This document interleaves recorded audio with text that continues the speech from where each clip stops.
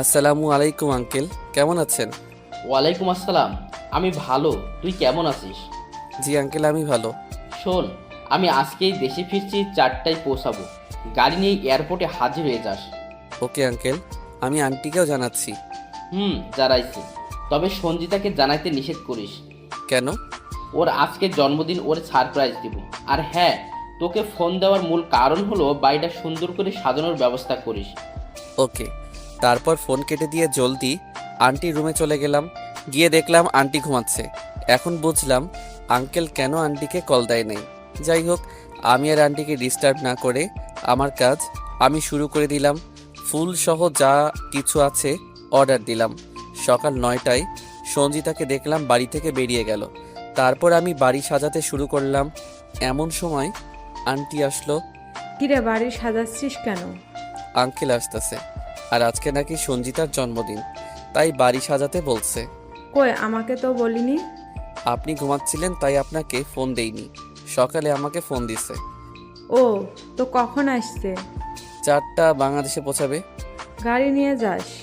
জি। চল আমিও তোকে সাহায্য করি। না আন্টি, আপনি অসুস্থ, আমি পারবো। একটু করলে কিছু হবে না। তারপর আমরা সবাই মিলে বাড়ি সাজালাম। বিকাল 4টায় আঙ্কেলকে এয়ারপোর্ট থেকে আমি গিয়ে নিয়ে আসলাম। এবার আমরা সবাই সঞ্জিতার জন্য অপেক্ষা করতে লাগলাম। বাড়ি ভর্তি মেহমান। সঞ্জিতা আস্তে আস্তে রাত করে ফেলল। সঞ্জিতা এসব দেখে অবাক হয়ে গেল। সঞ্জিতা ওর আব্বুকে দেখে দৌড়ে গিয়ে জড়িয়ে ধরল আর সারপ্রাইজের জন্য ধন্যবাদ দিল। এরপর কেক কাটা হলো। সবশেষে আঙ্কেল একটা ঘোষণা দিল। আগামী 30 তারিখ রোজ শুক্রবার আমার বন্ধু আরিফের ছোট ছেলের সাথে আমার মেয়ের শুভ বিবাহ ঠিক করেছি। আপনাদের সবাইকে দাওয়াত রইল। এটা শুনে সবাই আরও খুশি হয়ে গেল। অনুষ্ঠান আরও আনন্দময় হয়ে উঠল। কিন্তু সঞ্জিতা রুমে চলে গেল। যাই হোক, সেদিন দিনটা কেটে গেল। পরদিন সকালে। সুমন, আজ থেকে তোর দায়িত্ব বেড়ে গেল। কেন? আমার মেয়ের বিয়ের সমস্ত দায়িত্ব তোর উপর দিলাম। সবকিছু দেখাশোনা তুই করবি। ইনশাল্লাহ আঙ্কেল, আমি আমার সবটুকু দিয়ে চেষ্টা করব। আমি জানি তুই পারবি। তারপর শুরু হলো বিয়ের প্রস্তুতি। সব বাজার করে নিলাম। সঞ্জিতাকেও খুব খুশি খুশি লাগছে, আর বাড়ির সবাই তো খুব খুশি। তারপর আসলো বিয়ের সেই দিন। সব মেহমান উপস্থিত। সঞ্জিতা কোণে সেজে অপেক্ষা করতে লাগলো। সবাই বর আসার অপেক্ষায় আছে। কিন্তু এমন সময় সব থেমে গেল। বরের বাড়ি থেকে ফোন এসেছে, মেয়ে নাকি ভালো না, এদিক সেদিক ছেলেদের সাথে ঘুরে বেড়ায়, তাই তারা এই বিয়ে করাবে না। আঙ্কেল অনেক বোঝানোর চেষ্টা করলো, কিন্তু বুঝলো না। সবাই ভেঙে পড়লো। বিয়ে বাড়িটা শ্মশানের মতো হয়ে গেল। হঠাৎ আঙ্কেল আমার হাত ধরে আমাকে একটা রুমে নিয়ে গেল। সুমন, তুই আমার মার ইজ্জত বাঁচা বাবা, প্লিজ। আমি কিভাবে? তুই সঞ্জিতাকে বিয়ে করে নে। কিন্তু সঞ্জিতা তো আমাকে সহ্য করতে পারে না। দেখবি বিয়ের পরও ঠিক হয়ে যাবে। তুই প্লিজ আমার মান ইজ্জত বাঁচা। এ বিয়ে না হলে আমার মান ইজ্জত সব ধুলো লুটিয়ে যাবে। আচ্ছা আচ্ছা আঙ্কেল, আমি রাজি। তুই আমায় বাঁচালি বাবা।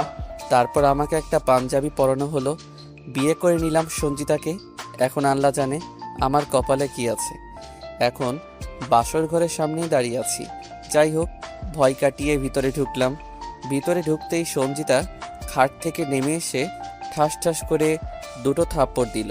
ছোট লোক, তুই আমায় বিয়ে করলি কেন? তোর কি আছে যে তুই আমাকে বিয়ে করলি? দেখুন, আমি বিয়ে করতে চাইনি, আপনার আব্বু জোর করছে। জোর করলেই কি বিয়ে করতে হবে নাকি? আমার কিছু করার ছিল না। ছোট লোক কোথাকার, তোর জন্য আমার জীবন নষ্ট হয়ে গেল। আমার প্ল্যানটা নষ্ট করে দিলি তুই। প্ল্যান মানে? প্ল্যান মানে প্ল্যান।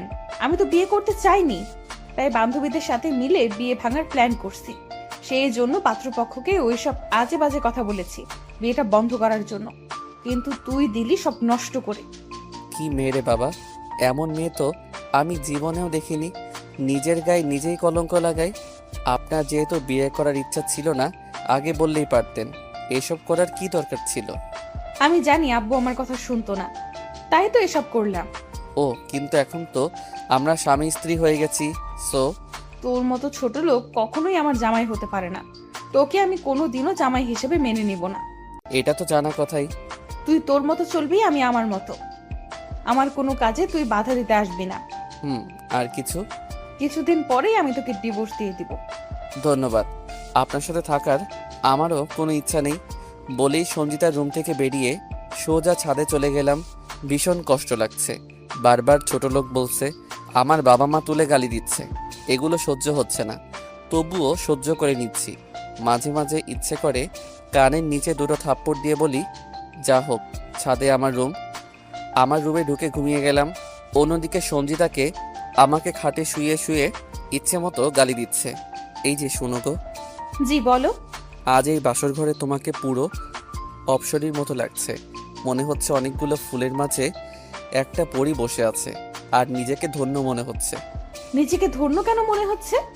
কারণ এই পরীটা যে শুধু আমার। একটু বেশি বেশি হয়ে যাচ্ছে না? না, তোমার জন্য যাই বলি সবই কম মনে হচ্ছে। তাই? আর কি বলতে ইচ্ছে করছে শুনি? ইচ্ছে করছে আদর করি। তাই? তাহলে নিষেধ করছে কে? করো আদর। করতাম। করো। আমার সব কিছু তো তোমার জন্যই। ঝাঁপিয়ে পড়লাম সঞ্জিতার উপর, কিন্তু পরক্ষণে বুঝতে পারলাম আমি স্বপ্ন দেখছি। কারণ ঝাঁপ দিছি স্বপ্নে, আর বাস্তবে খাট থেকে পড়ে গেছি। উঠে বসলাম। যা হোক, এটা একটা স্বপ্ন। যদিও বাস্তব হলে অনেক ভালো লাগতো। আমি কিন্তু আগে থেকেই সঞ্জিতাকে পছন্দ করতাম। তাই বলে সব কিছু পছন্দ করতাম তা নয়, শুধু চুলগুলো পছন্দ করতাম অনেক বড় বড়। আর বাঙালি মেয়েদের চুল বড় থাকলেই ভালো লাগে। হঠাৎ দরজার মধ্যে ঠক ঠক আওয়াজ। সামনে তাকিয়ে দেখি আঙ্কেল, মানে সঞ্জিতার আব্বু। আমি তো ভয় পেয়ে গেলাম। এখন কি বলবো? সঞ্জিতার রুমে না থেকে এখানে কি করছি? আরে আঙ্কেল, আপনি এখানে যে? তুই এখানে কেন? আমি এই তো আসলাম মাত্র। মিথ্যা বলিস কেন? সত্যি বল। আসলে বুঝছি, আমি যা আশঙ্কা করেছিলাম তাই হয়েছে। তোকে আমি কিছু কথা বলি, শোন। বলুন। আমার মেয়েটা অনেক জেদি, কিন্তু মনটা অনেক ভালো। আমি জানি ও তোকে মেনে নিতে পারেনি, কিন্তু দেখবি একদিন ঠিকই মেনে নিবি। আর না নিলেও তুই নিতে বাধ্য করবি। ওরে ভালো করার দায়িত্ব আমি তোকে দিলাম। জি আঙ্কেল, আমি সব জানি। আপনি চিন্তা করবেন না, আমি আমার সবটুকু দিয়ে চেষ্টা করব। আঙ্কেল কি? আব্বু বলবি এখন থেকে। ওকে আব্বু।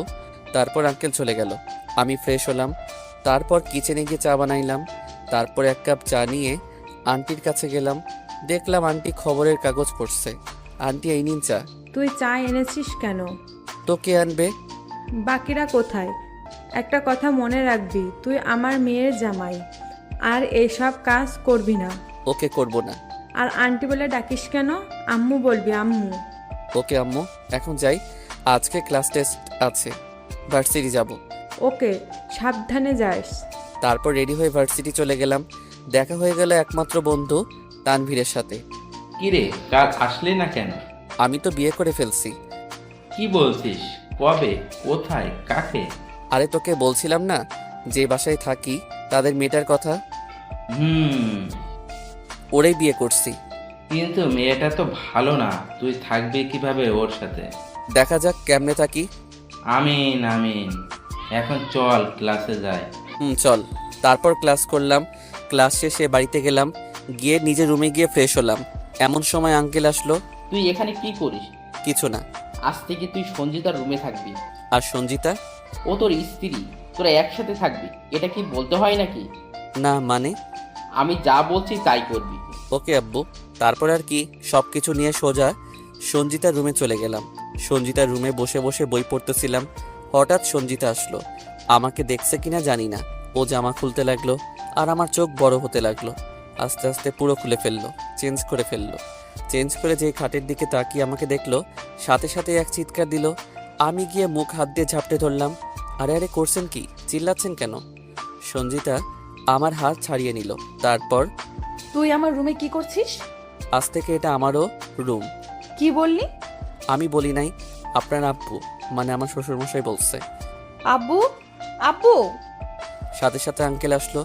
কিরে, চিৎকার দিচ্ছিস কেন? আজ থেকে ও নাকি এখানে থাকবে, তুমি নাকি বলছো? থাকবে। ও থাকলে আমি থাকবো না, এই বলে দিলাম। তাহলে এক কাজ করিস, ছাদের ওর রুমে গিয়ে থাকিস। ওয়াচ্ছু, আমি কেন ওখানে থাকবো? তাহলে চুপচাপে রুমে থাকবা। এটা বলে আঙ্কেল চলে গেল। আর সঞ্জিতা এসে আমার গালে ঠাস করে একটা থাপ্পড় দিল। থাপ্পড় দিলেন কেন? তোর জন্য আজ আব্বু আমাকে বকা দিল। তোর কপালে অনেক খারাপই আছে। এই, তোর এখানে কি? শুইতে আসলাম। আমি কি তোকে বলছি খাটে শুইতে? তো সোফায় ঘুমাবি আর আমি খাটে। আর যদি এটা আব্বুকে বলিস তাহলে থাপড়াইয়া গাল ফাটায় ফেলবো। ওরে আল্লাহ রে, এই মেয়ে যে হুমকিও দিচ্ছে।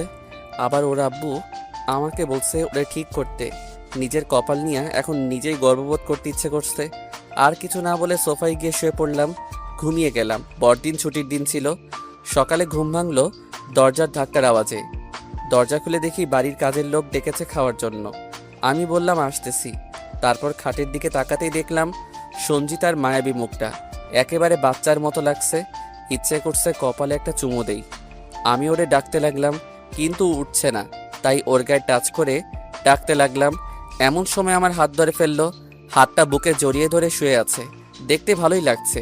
যা হোক, আমি হাত ছোটাতে চেষ্টা করলাম, উল্টা ও আমাকে টান মেরে ওর উপর ফেলে দিল। সাথে সাথেই ওর ঘুম ভেঙে গেল। আমি তো ভয় শেষ। আল্লাহ বাঁচাও আমারে, এই জীবন মনে হয় গেল। ও আমাকে ধাক্কা দিয়ে ফেলে দিল। আমি সোজা খাট থেকে পড়তে লাগলাম। নিজেকে সামলাইতে না পেরে গিয়ে খেলাম একটা টেবিলের সাথে ধাক্কা। সাথে সাথেই কপাল কেটে গেল, রক্ত বের হতে লাগলো। আর অন্যদিকে সঞ্জিতা উঠে, এই ছোট লোকের বাচ্চা, তোর সাহস তো কম না, তুই আমার গায়ে টাচ করলি। আজকে তোর একদিন কি আমার একদিন। আর আমি কপাল ধরে দাঁড়িয়ে আছি। সঞ্জিতা এসে আমাকে থাপ্পড় দিতে যাবে, অমনি আমি কপাল থেকে হাত দু গালে নিয়ে গেলাম। হঠাৎ সঞ্জিতার হাত থেমে গেল। বুঝলাম না কি হলো। চোখের দিকে নজর দিয়ে বুঝলাম উনি আমার কপালের দিকে তাকিয়ে আছে। হয়তো বুঝতে পারছে ওর ধাক্কাতেই। এটা কি করে হলো? আমি একটু সরে গিয়ে টেবিলটা দেখিয়ে দিলাম। এখানে বস। তারপর সঞ্জিতা আলমারি থেকে ফার্স্ট বক্সটা নামালো। তারপর এই নে, স্যাভলন লাগিয়ে পরিষ্কার করে ব্যান্ডেজ করে নে। আমি গাল থেকে হাত সরাচ্ছি না, নিচ্ছিও না। এই মেয়েকে বিশ্বাস করা যায় না। যদি থাপ্পড় দেয়। আরে থাপ্পড় দিমু না, ধর ব্যান্ডেজ কর। এবার হাত থেকে নিলাম। তারপর সঞ্জিতা ফ্রেশ হতে ওয়াশরুমে চলে গেল, আর আমি স্যাভলন লাগানোর চেষ্টা করলাম। এমন সময় মাথায় বুদ্ধি আসলো, সঞ্জিতা থাকতে আমি কেন লাগামো, ওরে দিয়ে লাগামো। অপেক্ষা করতে লাগলাম সঞ্জিতার বের হবার। কিছুক্ষণ পর বের হলো। এসেই, কি হলো, ব্যান্ডেজ করিস নাই কেন? পারছি না। কি পারিস? মাথা নিচু করে বসে থাকলাম। দে, এদিকে দে। আমি দিলাম ওর কাছে ফার্স্ট বক্স। তারপর সঞ্জিতা স্যাভলন লাগানো শুরু করলো। ও ব্যান্ডেজ করতে লাগলো। আর আমার খুশি দেখে কে? আমি তো মহা খুশি। যেখানে থাপ্পড় খাইয়া গাল লাল করার কথা ছিল, সেখানে বউর আদর খাচ্ছি। ভাবতেই খুশিতে মন ভরে উঠছে। ব্যান্ডেজ করা শেষে, এত খুশি হওয়ার কিছু নাই, আমি তোকে মেনে নেই নাই। আর আজ যেটা করছিস তার সত্য আমি তুলবই। এই মেয়ে বুঝলো কিভাবে যে আমি খুশি হইছি? নিচে আয়, এখন সবাই অপেক্ষা করছে নিশ্চয়ই। এই বলে সঞ্জিতা রুম থেকে বেরিয়ে গেল। আর আমি তো এখনো শকড। ভাবতেই কেমন যেন লাগছে যে আমাকে সহ্য করতে পারে না। সারাদিন শুধু অপমান করে। সেই মেয়েটি আমার ব্যান্ডেজ করে দিল। আল্লাহ মনে হয় মুখ ফিরিয়ে তাকিয়েছে আমার দিকে। যাই হোক, আমি নিচে গেলাম খাওয়ার জন্য। গিয়ে দেখলাম আঙ্কেল আন্টি সঞ্জিতা বসে আছে। আমি গিয়ে একটা চেয়ার টেনে বসলাম। কি রে, তোর কপালে কি হয়েছে? ওই তো সঞ্জিতার দিকে তাকাতেই দেখি রাগী দৃষ্টিতে তাকিয়ে আছে। কি হইল, থেমে গেলি কেন? সঞ্জিতা কিছু করেছে? না আব্বু, ওয়াশরুমে পিছলে পড়ে গেছিলাম। বেশি কিছু হয়নি তো? না না, তেমন কিছু না, হালকা একটু। ওকে, এখন খা। আমি খাইতে শুরু করলাম। এমন সময় আঙ্কেল, মানে সঞ্জিতার আব্বু, তোদের তো হানিমুনে যাওয়া উচিত, কিন্তু অন্য দেশের ভিসা পাইলাম না, তাই তোদের জন্য কক্সবাজারের হানিমুন যাওয়ার ব্যবস্থা করছি। এত জলদির কি আছে, আরো কিছুদিন পর যাই। না, তোরা পরশু দিনই যাবি, আর 1 বছর পর যেন আমি নানা ডাক শুনতে পারি। এবার আর সহ্য করতে পারলাম না। এত অবাক হলে যা হয় আর কি। কাশি চলে আসলো। সঞ্জিতা আমার দিকে রাগী দৃষ্টিতে তাকালো। আমি চুপ করে গেলাম। কি সুমন, তোর কোনো সমস্যা নাই তো? না আব্বু, নেই। তাহলে এটাই কথা রইলো। আমি খাইয়া রুমে চলে আসলাম। খাবার টেবিলের কথাগুলো মাথায় ঘুরতেছে। সঞ্জিতা তো আমাকে সহ্যই করতে পারে না, আবার ওর সাথে হানিমুন কেমনে করবো? আবার নাকি 1 বছর পর নানা ডাক শুনতে চাই, কিভাবে সম্ভব? এমন সময় সঞ্জিতা আসলো। ওই, তুই রাজি হইলি কেন? আপনি তো জানেনই আমি আঙ্কেলের কথা না রেখে থাকতে পারি না। তাই বলে তুই? হুম। আমাকে এটা বন্ধ করতে হবে। পারলে করিয়ে দেখান। তারপর থেকে সঞ্জিতা অনেক চেষ্টা করলো হানিমুন ট্রিপটা বন্ধ করার, কিন্তু কোনোভাবেই পারলো না। অবশেষে আমার হানিমুনে চলে আসলাম কক্সবাজার।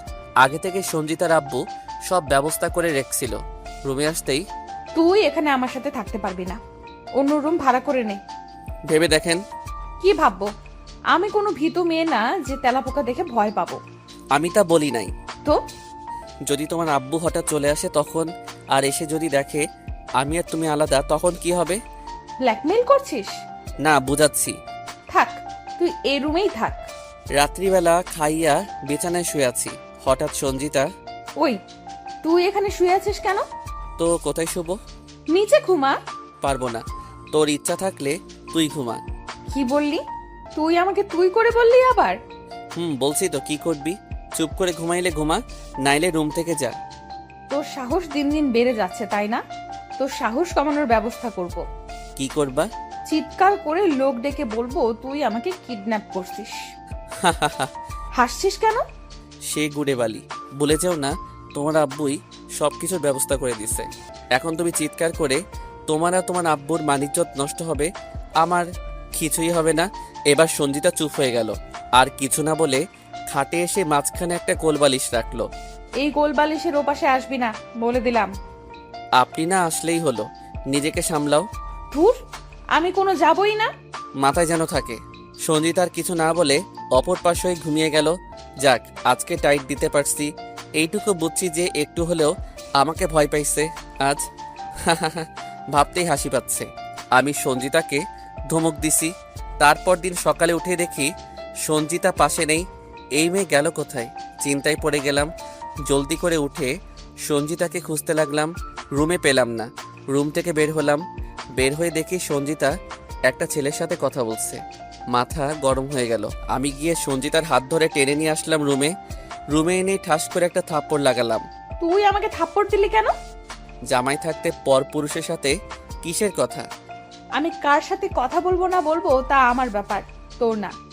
আজ থেকে কোনো ছেলের সাথে কথা বলতে দেখে নেই, থাপড়াইয়া সব দাঁত ফেলে দিব। তুই মারবি আমাকে? প্রয়োজন পড়লে মারবই, মাথায় রাখিস আমি তোর জামাই।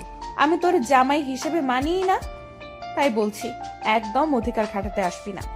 চুপ করে ফ্রেশ হয়ে নে, আর কোনো কথা নাই। এই বলে আমি রুম থেকে বেরিয়ে গেলাম। নিচে চলে আসলাম। একে একে ঘুরতে লাগলাম। সঞ্জিতার উপর প্রচণ্ড জেদ উঠে আসে। যা হোক, দুপুরের দিকে হোটেলে ফিরলাম।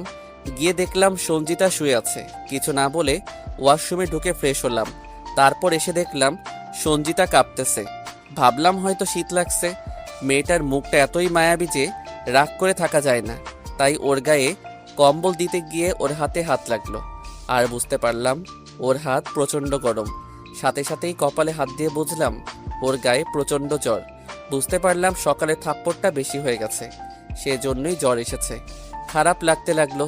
কেন যে এত রাগ দেখাইতে গেছিলাম, নিজের উপরই নিজের জেদ উঠে যাচ্ছে। যাই হোক, আমি পানি পট্টি দিতে লাগলাম, কিন্তু জ্বর কমলো না। তাই রাতের দিকে ডাক্তার ডাকলাম। ডাক্তার আসলো, ওর পরীক্ষা করলো। তারপর যা বললো তার জন্য প্রস্তুত ছিলাম না। দেখুন, ওনাকে কোনো ওষুধ দিয়ে লাভ নেই। আপনি তো ওনার হাজবেন্ড, তাই না? জি ডাক্তার। এ সময় ওনার গরম কিছু দরকার, তা করলেই সুস্থ হয়ে যাবে। আমি কি বুঝাচ্ছি, বুঝতে পারছেন তো? বুঝছি, কিন্তু ওষুধ দিয়ে হবে না? ঔষধ এর থেকেও এটা বেশি কার্যকারী হবে। ওকে।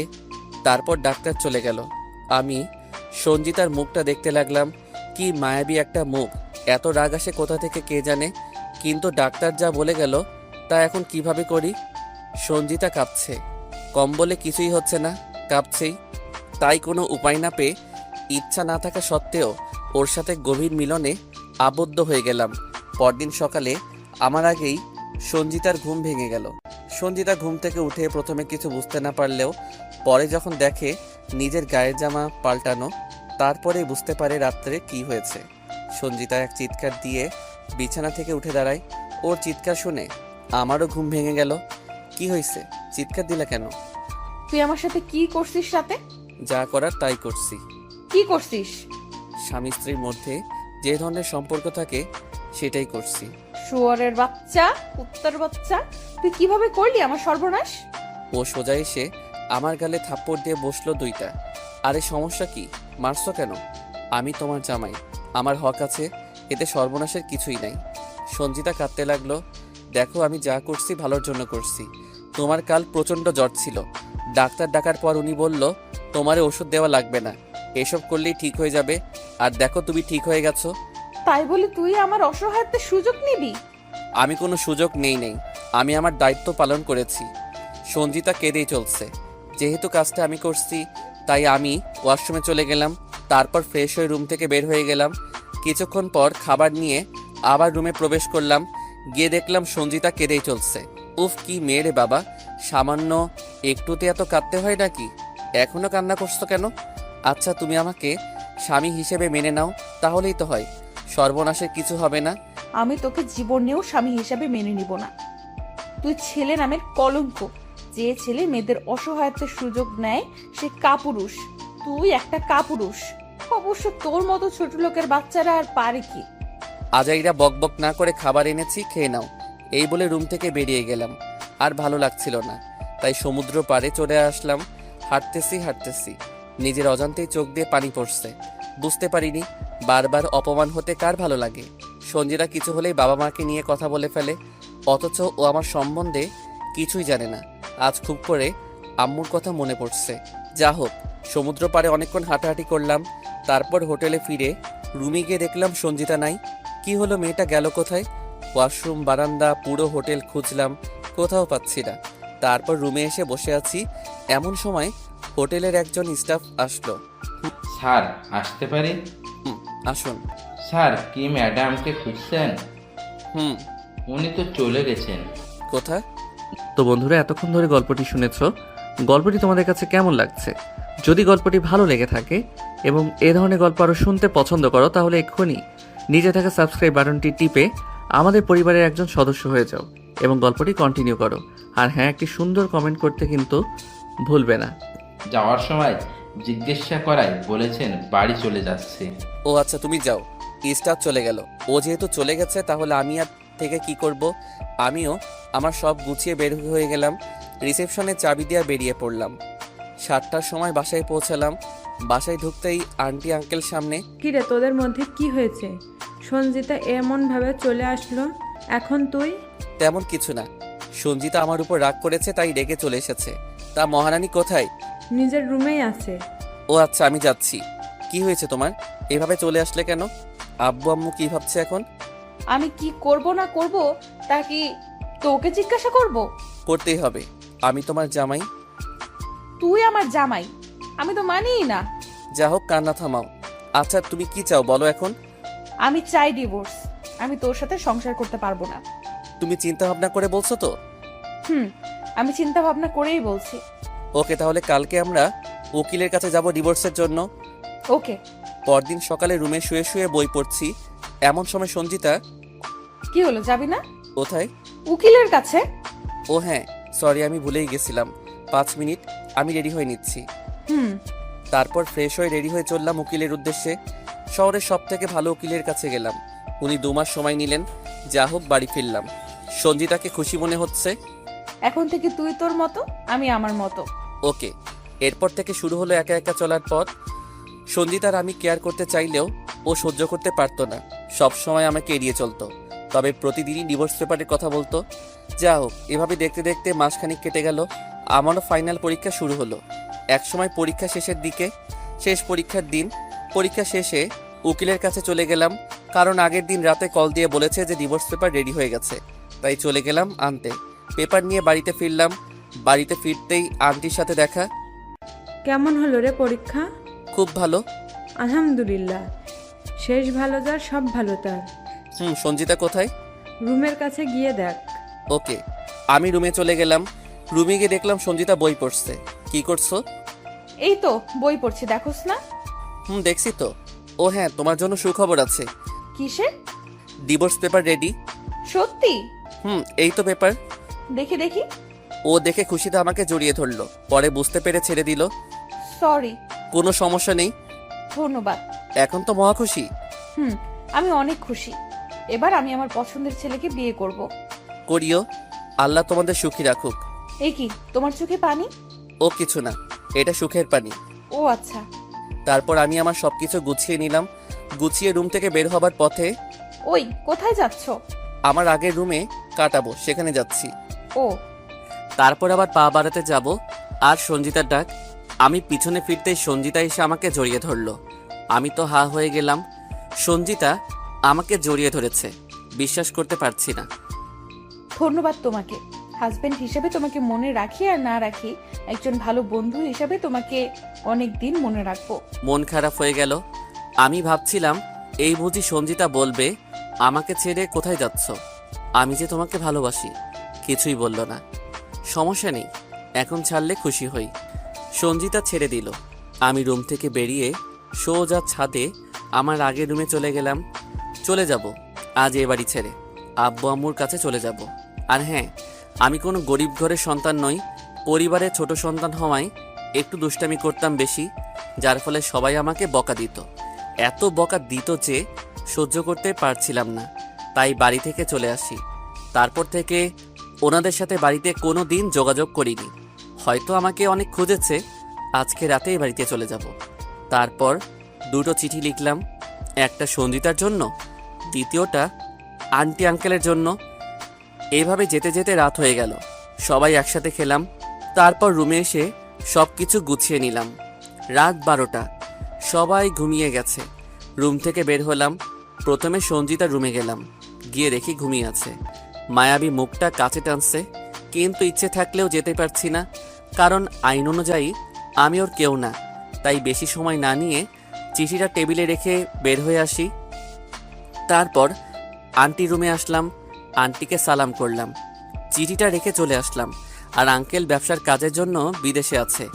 এভাবে চলে যাচ্ছি, জানি না উনি আমাকে ক্ষমা করতে পারবেন কিনা। চোখ দুটো পানিতে ভিজে গেল। যা হোক, বেরিয়ে পড়লাম বাড়ির উদ্দেশ্যে। বাস স্ট্যান্ড থেকে বাসে করে রওনা দিলাম বাড়ির উদ্দেশ্যে। সকাল 7টা বাস এসে থামলো। আমি বাস থেকে নেমে একটা রিক্সা নিয়ে সোজা বাসায় চলে গেলাম। গিয়ে কলিং বেল চাপতেই একজন মহিলা সামনে। চিনতে পারলাম না। আপনি কে? আমাদের বাড়িতে এসে আমাকে বলছেন আমি কে? আপনি কে মশাই? আমি এবারই ছোট ছেলে সুমন। কি তুমি? আমি। আপনি কে? আমি তোমার ভাবি। ও রিয়েলি? আসো, ভেতরে আসো। ভিতরে ঢুকলাম। সাব্বির, আব্বু আম্মু, দেখো কে এসেছে। আব্বু আম্মু আসলো। আব্বু আম্মু এসে আমাকে দেখতেই আম্মু এসে আমাকে জড়িয়ে ধরে কেঁদে দিল। আরে আম্মু, কাঁদছো কেন? আমি চলে এসেছি তো, আর কেঁদো না প্লিজ। তুই এমন ভাবে চলে গেলি কেন? কি করব, তোমাদের বকাঝকা ভালো লাগছিল না। আব্বু এসে ঠাস করে একটা থাপ্পড় দিল। তোরে বকা কি আমরা ভালোর জন্য দিছি নাকি খারাপের জন্য দিছি? আমি মাথা নিচু করে দাঁড়িয়ে আছি। এখন কথা বলিস না কেন? খুব মজা লাগে আমাদের কষ্ট দিতে, তাই না? বুঝবি, বাবা হবি যেদিন বুঝতে পারবি। সরি আব্বু, দেখো এখন আমি ভালো হয়ে গেছি। ঢাকা ভার্সিটি থেকে অনার্স পরীক্ষা দিছি, তোমাদের জন্যই তো দিলাম, এবং আশা করছি ভালো একটা রেজাল্ট হবে। আচ্ছা, এসব কথা পরেও জানা যাবে। ওকে দেখে মনে হয় ও অনেকক্ষণ কিছু খায়নি। আগে খাওয়া দাওয়া হোক। ঠিক বলছিস বৌমা, চল বাবা, আজ তোকে আমি নিজ হাতে খাইয়ে দিব। তারপর খাবার টেবিলে গেলাম। আম্মু নিজ হাতে খাইয়ে দিতে লাগলো। খাওয়া শেষে সবাইকে নিয়ে বসলাম। আমার সাথে ঘটে যাওয়া ঘটনাগুলো বলতে লাগলাম। অন্যদিকে সঞ্জিতা ঘুম থেকে উঠে ওয়াশরুমে যায় ফ্রেশ হতে। ফ্রেশ হয়ে বের হয়ে খাইতে নিচে চলে যায়। গিয়ে দেখে আম্মু মন খারাপ করে বসে আছে। আব্বু, কি হয়েছে তোমার? মন খারাপ কেন? সঞ্জিতার আব্বু সঞ্জিতার হাতে চিঠিটা ধরিয়ে দিল। ও পড়তে শুরু করলো। প্রিয় আব্বু ও আম্মু, আশা করি ভালো থাকবেন। আমি চলে যাচ্ছি। যতদিন আপনাদের এখানে ছিলাম, আপনারা আমাকে বাবা মায়ের অভাব বুঝতে দেননি। তার জন্য আপনাদের কাছে আমি অনেক কৃতজ্ঞ। জীবনের শেষ দিন পর্যন্ত আপনাদের কথা মনে থাকবে। জানি না আমি এভাবে চলে যাচ্ছি বলে আমাকে ক্ষমা করতে পারবেন কিনা, কিন্তু আমাকে যেতেই হবে, কারণ আমার আর সঞ্জিতার সম্পর্ক শেষ। আমাদের ডিভোর্স হয়ে গেছে, আর আমিও ওর সাথে থাকতে থাকতে অনেক ভালোবেসে ফেলছিলাম। এ মতাবস্থায় আমার পক্ষে এখানে থাকা সম্ভব ছিল না, তাই চলে যাচ্ছি। আশা করি আমাকে ক্ষমা করে দিবেন। আব্বুকেও বলবেন ক্ষমা করে দিতে। ইতি, আপনাদের স্নেহের সুমন। আম্মু, সুমন কোথায়? চলে গেছে, সবাইকে ছেড়ে চলে গেছে বহু দূরে। ও রুমেই আছে, আমি জানি। আমি রুমে যাচ্ছি। রুমে নেই, আমি দেখছি। সঞ্জিতার চোখের পানি ঝরে গেল। সঞ্জিতা দৌড়ে রুমে চলে আসে। ও ভাবে সুমন চলে গেছে, তাতে আমার কি? আমি কেন কষ্ট পাচ্ছি? ও চলে যাওয়াতে তো আমারই ভালো হয়েছে। এসব বলে বলে সে নিজেকে সামলায়। আমি গল্প করা শেষে দিলাম এক ঘুম। ঘুম থেকে উঠলাম বিকেলে। তারপর ফ্রেশ হয়ে বাসা থেকে বের হলাম। অনেকদিন পর খেলার মাঠে গেলাম। সেখানে সব বন্ধুদের সাথে দেখা হয়ে গেল। সবাই আমাকে দেখে অনেক খুশি। আড্ডা মজা মাস্তি করলাম সবাই মিলে। তারপর বাড়ি ফিরছিলাম, পথিমধ্যে আমার সামনে এসে দাঁড়ালো একটা পিচ্চি মেয়ে। ভাইয়া, আপু আপনাকে ডাকছে। কোন আপু?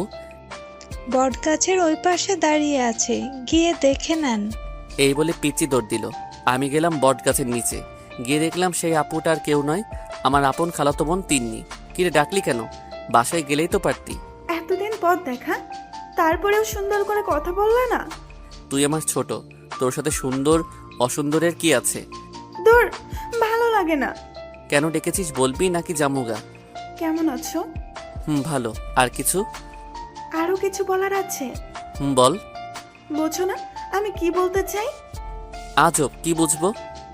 ধুর, তুমি না একটা ইটালিয়ান বাদর। সেটা আমি জানি, এখন বলবি নাকি জামুগা? I love you. কি বললি শুনি নাই তো? আমি তোমাকে ভালোবাসি। হায় আল্লাহ, এ আমি কি শুনলাম? ওই তোর বয়স হয়েছে নি? বয়স কত তোর? 15 বছর। কিসে পড়িস? এসএসসি দিব। এইসব দিয়ে কি দরকার? এখন চুপচাপ বাসায় গিয়ে পড়তে বসবি। আর যেন কোনোদিন এসব বলতে না দেখি। যদি বলিস এই বটগাছের সাথে ঝুলাইয়া রাইখা দিব। তিন্নি ভ্যা ভ্যা করে কেঁদে দিল। চুপ, একদম চুপ। ধমক খাইয়া থেমে গেল। আবেগের ঠেলায় এমন কত ভালোবাসা আইসা পরে তারে প্রশ্রয় দিতে নাই। আমি আবেগে বলছি না, দেখো তোমাকে আমি বিয়ে করেই ছাড়বো। বলেই ও হাঁটতে শুরু করলো। কালকে বাড়িতে আসিস চকলেট নিতে, কেমন? ও পিছে তাকালো, তারপর আবার হাঁটা শুরু করলো। তারপর আমি বাড়িতে চলে আসলাম। ফ্রেশ হয়ে সবার সাথে কিছুক্ষণ গল্পগুজব করলাম। তারপর রাতে খেয়ে রুমে শুয়ে আছি। সঞ্জিতার কথা মনে পড়ে গেল। ওর সাথে কাটানো প্রত্যেকটা মুহূর্ত মনে পড়তে লাগলো। ভাবতে ভাবতে কেঁদেই ফেললাম। অন্যদিকে সঞ্জিতা সারাদিন বন্ধুদের সাথে আড্ডা দিয়ে রাতে বাসায় ফিরে শুয়ে আছে। হঠাৎ সুমনের কথা মনে পড়ে গেল। সুমনের সাথে কাটানো প্রত্যেকটা মুহূর্ত মনে পড়তে লাগলো। মিস করতে লাগলো সুমনকে। কি হচ্ছে আমার? আমি সুমনকে এত মিস কেন করছি? তাহলে কি আমিও সুমনকে ভালোবেসে ফেলছি? কিছু মাথায় ঢুকছে না। তাই সঞ্জিতা ঘুমের ওষুধ খাইয়া ঘুমিয়ে গেল। সকালে ঘুম ভাঙতেই এক চিৎকার করলো এবং কাঁদতে লাগলো। ওর আম্মু চিৎকার শুনে চলে আসে ওর রুমে। কি হয়েছে মা তোর, কাঁদছিস কেন? সঞ্জিতা ওর আম্মুকে জড়িয়ে ধরে কাঁদতে লাগলো। কি হয়েছে বলবি তো? আম্মু, সুমন। সুমন? সুমন কি? আরে না না, তুই দুঃস্বপ্ন দেখেছিলি। কি সত্যি? এই দেখ, তুই মাত্র ঘুম থেকে উঠলি। তাহলে স্বপ্ন ছিল? ওঠ, এখন ফ্রেশ হয়ে খেতে আয়। সঞ্জিতার আম্মু চলে গেল। সঞ্জিতা ভাবতে লাগলো, হচ্ছেটা কি আমার? সুমনের অ্যাক্সিডেন্ট হয়েছে, স্বপ্ন দেখে আমি কেন কাঁদলাম? কিচ্ছু মাথায় ঢুকছে না। তাহলে কি আমি সুমনকে ভালোবাসি? হ্যাঁ, আমি সুমনকে ভালোবেসে ফেলছি। সঞ্জিতা তাড়াতাড়ি উঠে ফ্রেশ হয়ে নিল। তারপর বাড়ি থেকে বের হতে যাবে, তখনই সঞ্জিতার আম্মু সামনে। কোথায় যাচ্ছিস? সুমনের কাছে। ওরা কোথায় পাবি? ভার্সিটি যাব, ওর ফ্রেন্ডদের বাসায় যাব, কোথাও না কোথাও তো পাবো। সঞ্জিতা বেরিয়ে পড়ল সুমনকে খুঁজতে। না পেয়ে সন্ধ্যাবেলা হতাশ হয়ে বাড়ি ফিরল। বাসায় এসে সোফায় বসে কাঁদতে লাগলো। এ সময় ওর আম্মু, কিরে আবার কাঁদছিস কেন? সুমনকে পাস নাই? সব জায়গায় খুঁজলাম, পেলাম না। আমার মনে হয় আমি আর সুমনকে পাবো না। কাঁদিস না মা, দেখছি আমি তোর আব্বুকে ফোন দেই, উনি কিছু জানেন কি না। ওর আম্মু দিল আব্বুকে কল। সঞ্জিতার এসব শুনে তো খুব রেগে গেল। তিনিও কিছু জানেন না? না রে, তোর আব্বুও জানে না। সঞ্জিতা কাঁদতে কাঁদতে দৌড়ে রুমে ঢুকে গেল। খাটে শুয়ে শুয়ে কাঁদতেছিল। হঠাৎ চোখ গেল টেবিলের উপর। টেবিলে কি যেন একটা রাখা। উঠে গিয়ে হাতে নিল। হাতে নিয়ে দেখে চিঠি, তাও তার জন্যই সুমন রেখে গেছে। সে চিঠিটা খুলল। প্রিয় বউ, জানি তুমি যখন এই চিঠিটা হাতে নিবা তখন তোমার চোখ দুটো দিয়ে অনবরত পানি পড়ছে। এও জানি যে এখন তুমি আমাকে ভালোবাসো, আমাকে অনেক মিস করো। আমাকে খুঁজতে বিভিন্ন জায়গায় ঘুরে বেরিয়েছো, তবু আমাকে পাচ্ছ না। তুমি তোমার নিজের দোষে আমাকে হারিয়েছো। একটা কথা মনে রেখো, গরিবরাও মানুষ হয়, তাদেরও বাঁচতে ইচ্ছে করে। আর হ্যাঁ, আমি গরিব নই, হয়তো তোমার বাবার সমান নেই, কিন্তু যতটুকু আছে তাতেই আমরা সন্তুষ্ট। তুমি হয়তো ভাবছো আমি এত কিছু কিভাবে বললাম, যেমন তুমি কাঁদছো আমাকে খুঁজছো, এগুলো তো আগেই আমি আন্দাজ করতে পারছিলাম। একদিন হলেও তুমি আমার ভালোবাসা ফিল করবা। তুমি পাষাণ হতে পারো, কিন্তু আমি পাষাণ নই। আমি তোমাকে সত্যি অনেক ভালোবেসে ফেলছি গো, অনেক ভালোবাসি তোমাকে। আর হ্যাঁ, তুমি হয়তো ডিভোর্স পেপারটা ভালো করে দেখোনি, পেপারে আমি সাইন করিনি। আমি তোমার অপেক্ষাতে থাকবো, যদি চাও আসতে পারো। তোমার জন্য খামের ভিতরে আরেকটা চিরকুট রেখেছি, ওইটা খুলে দেখিও। ইতি, হতভাগা সুমন। সঞ্জিতা কেঁদে দিল। কি করলাম আমি? প্রকৃত ভালোবাসা পেয়েও আমি হারিয়ে ফেললাম। ছি, নিজের উপরেই নিজের ঘৃণা হচ্ছে। তারপর কাঁদতে কাঁদতে চিরকুট বের করলো।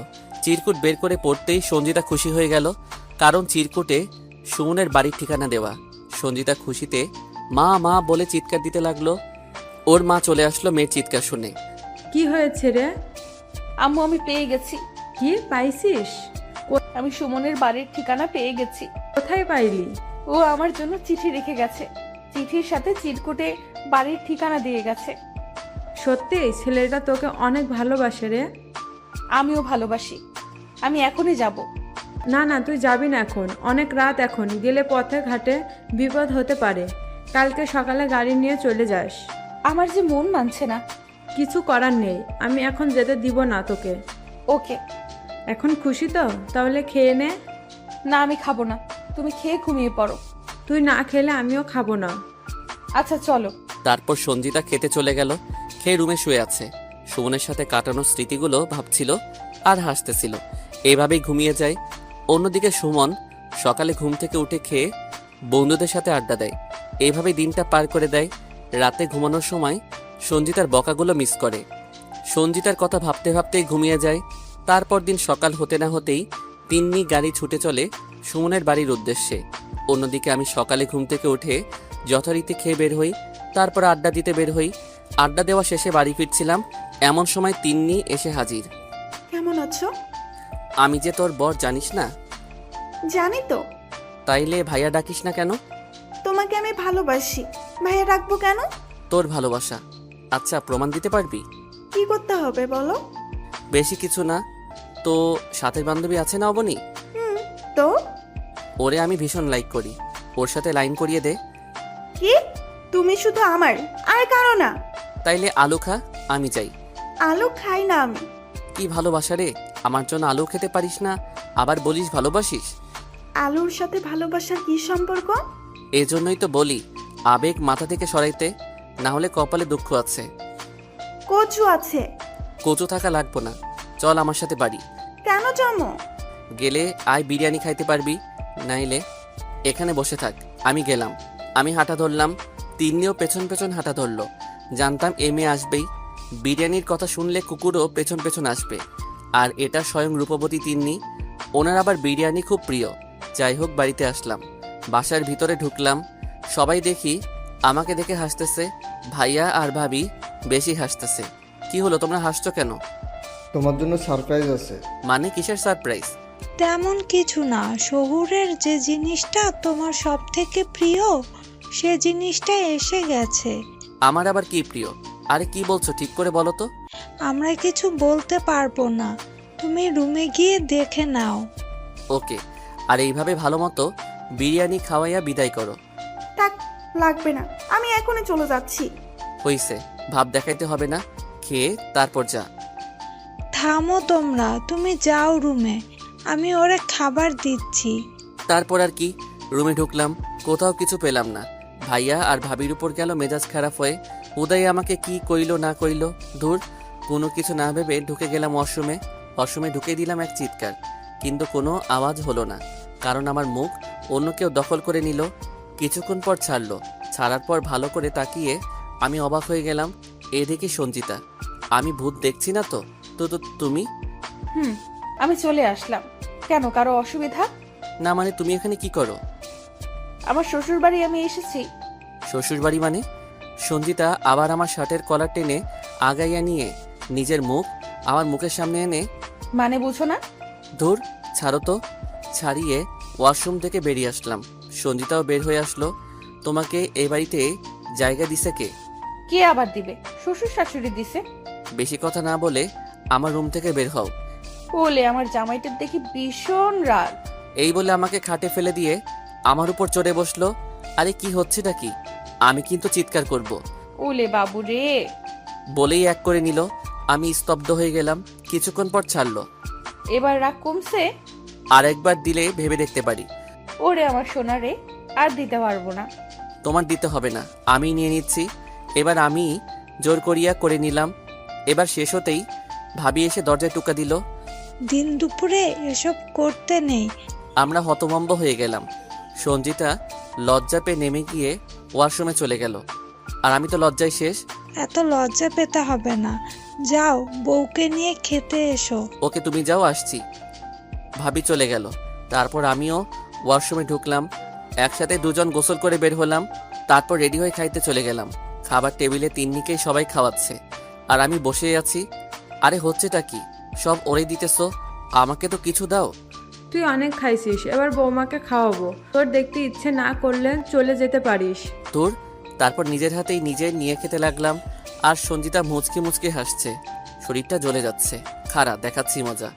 ভাবি তিন্নি খেয়েছে। খাইয়া চলে গেল।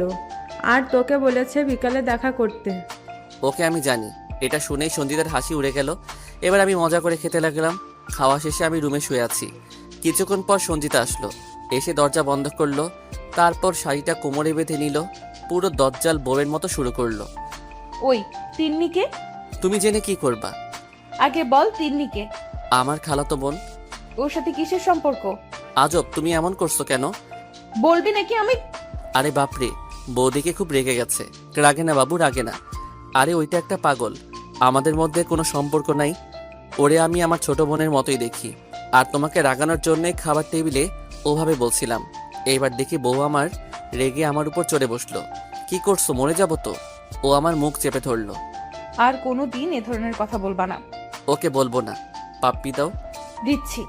তারপর শুরু হলো গণহারে পাপ্পি দেওয়া। দিতেই লাগলো। থামাথামির কোনো নামই নিচ্ছে না। চলছে তো চলছেই। বিকালে সঞ্জিতাকে নিয়ে গ্রাম ঘুরতে বের হলাম। দুজনে হাতে হাত রেখে হাঁটতেছি। এমন সময় তিন্নি সামনে এসে দাঁড়ালো। কি রে, এভাবে কি দেখছিস? এই মেয়েটাকে? তোকে আবার? ভাবি আমার বউ, আর সঞ্জিতা ও হচ্ছে তিন্নি। তাহলে তুমিই তিন্নি? বাহ, দেখতে তো মাশাআল্লাহ। তা আমার জামাই পেছনে রাখছো কেন? তোমার জামাই মানে? একটু আগে শুনলাম না কি বললো? আমি ওর স্ত্রী। আমি মানি না, ও শুধু আমার, আর কারো হতে পারে না। আরে ননদিনীও তো অনেক আগেই আমার হয়ে গেছে। তুমি এখন পাল্টি মারো। তুমি আর ওটা পাবা না। কইলেই হবে নাকি? দুজনের ঝগড়া সিরিয়াস মোডে চলে যাচ্ছে। না, এবার আমাকে কিছু করতেই হবে, না হলে বড় কিছু হয়ে যেতে পারে। ওই থাম, বেশি পাকনামি করিস কেন? যা বাড়ি যা। আর সঞ্জিতা, তুমিও কি ওর মতো বাচ্চা নাকি? বাচ্চাই আমি। তোমার দিকে যে নজর দিবে তার চোখ আমি তুলে ফেলবো। থাক, লাগবে না। চলো তোমাকে ফুচকা খাওয়াই। চলো ননদিনী, তুমিও চলো, একসাথে খাই। থাক, লাগবে না। তারপর দুজন মিলে ফুচকা খেলাম। তারপর বাড়িতে গিয়ে দেখি ছোটখাটো মিটিং চলছে। কি হচ্ছে এখানে? তোদের নিয়েই কথা হচ্ছে। আমাদের নিয়ে কথা হচ্ছে, অথচ আমি নেই। এটা কি ঠিক? আরে ভাই আমার, তুই বস। বসলাম। এবার বলো কি কথা হচ্ছিল? তোকে আবার বিয়ে দিব। কি? আরে বৌমা, রাগ করো না, তোমাদের আবার বিয়ে দিব। ও সরি। বিয়ে তো আমরা করছি, আবার দেওয়ার কি দরকার? আমাদের আত্মীয় স্বজনরা তো জানে না, তাই তোদের আবার একটা বিয়ে দিব এবং তাদের দাওয়াত করব। ও, কবে করতে চাও? পরশুদিনই করব। ওকে। আর বৌমা, তুমি তোমার আব্বু আম্মুকেও ডেকে পাঠাও। ওকে আব্বু। তারপর আরো কিছুক্ষণ সবার সাথে আড্ডা দিলাম। তারপর সবাই মিলে খাইলাম। খাওয়া শেষে রুমে গেলাম। সঞ্জিতাও আসলো। সঞ্জিতা এসে আমার পাশে শুয়ে আমার বুকে মাথা রাখলো। জানো, আজ আমি অনেক খুশি। তা তো দেখেই বুঝতে পারছি। বুঝতে পারলে করো না কেন? সে যে হোটেলে যা করেছিলে তা। তোমার লজ্জা নেই, তাই না? তুমি করবা নাকি আমি করব? তারপর দিন সকালে ঘুম ভাঙলো তিন্নির ডাকে। এত সকালে ডাকলে কেন? তুমি তো এত জলদিই উঠতে। কবে উঠছি? আমাদের বাড়িতে থাকতে। সেটা তো কাজের জন্য। এখন আমার কোনো কাজ নেই তো। কাজ আছে, চলো হাঁটতে বের হব। এত সকালে আমি হাঁটি না। উঠবা নাকি পানি ঢেলে দিব? থাক, উঠছি। তারপর ওর সাথে বের হলাম। হাঁটাহাঁটি করে বাড়ি ফিরলাম। দুপুরে খেয়ে দিয়ে শুয়ে আছি। এমন সময় সঞ্জিতা ডাক দিল। সুমন, এই সুমন, কি হয়েছে? দেখে যাও কে এসেছে। ধুর, এখন আবার কে আসলো? রুম থেকে বের হয়ে গিয়ে দেখি আঙ্কেল আন্টি তারা আমাকে দেখে খুশি হলো। তাদের সাথে কুশল বিনিময় করলাম। তারপর দিন সবার উপস্থিতিতে আবার আমাদের বিয়ে হয়ে গেল। এখন বাসর ঘরের সামনে দাঁড়িয়ে আছি। গতবার তো থাপ্পড় খাইছিলাম, এবার আবার খাবো না তো। সিকিউরিটি নিয়ে যেতে হবে, তাই বাইকের হেলমেট পরে রুমে ঢুকলাম। গিয়ে দেখলাম সঞ্জিতা বউ সেজে বসে আছে। আমি গিয়ে খাটে বসলাম। সঞ্জিতা ঘুমটা সরিয়ে আমাকে দেখে অবাক। এটা কি? কোনটা? মাথায় এসব কি? ও এটা এটা তো হেলমেট। বাসর ঘরে কেউ এসব পরে আসে? কি করব, তুমি যেই ডেঞ্জারাস। গতবার তো থাপড়াইয়া গাল লাল বানাইছিলা, তাই এবার পুরো সিকিউরিটি নিয়ে এসেছি। বাহ বাহ, আমার জামাই দেখি আমাকে খুব ভয় পায়। এটা ভয় নয়, ভালোবাসা। কেমন ভালোবাসা আবার? যেমনই হোক, আমার এখন ঘুম পাইছে, ঘুমাবো। তোর ঘুমের গুষ্টি কিলাই। চিনলে কিলাইতে পারো। একদম বেশি কথা কম বলবা। এবার খাট থেকে নেমে দাঁড়াও। আমি তাই করলাম। তারপর সঞ্জিতাও নামলো, আমার মুখোমুখি দাঁড়ালো। এবার আমাকে প্রপোজ করো। তারপর আমি হাঁটু গেড়ে বসে সঞ্জিতার হাতটা ধরলাম। তারপর বললাম I love you so much. বলেই সঞ্জিতার হাতে কিস করলাম। I love you too. তারপর আমি সঞ্জিতাকে কোলে তুলে নিলাম। তারপর খাটে নিয়ে আসলাম। আজকে দেখাবো আদর কাকে বলে। দেখাও। আমার যে মেয়ে লাগবে। না, ছেলে। ওকে, বাকিটা ডিং ডং টিং টং। পরবর্তী গল্পের জন্য অপেক্ষা করুন। জানি না গল্পটা কেমন হয়েছে। যদি ভালো লাগে অবশ্যই কমেন্ট করবেন এবং আমাদের চ্যানেলটি সাবস্ক্রাইব করবেন এবং পরবর্তী গল্প পাশে থাকবেন। নিয়মিত সালাত আদায় করবেন। আল্লাহ হাফেজ।